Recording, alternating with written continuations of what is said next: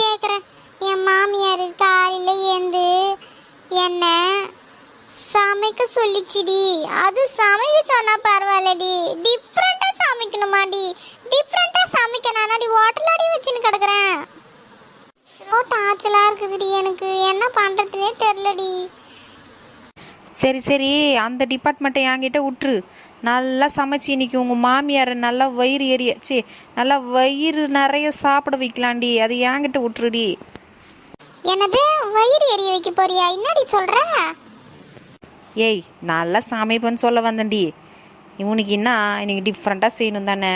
உன் கூட நான் இருந்து இன்னைக்கு நல்லா டிஃப்ரெண்ட்டாக செஞ்சு அசத்துவோம். என்ன சொல்கிற? உனக்கு சமையல் தெரியுமாடி?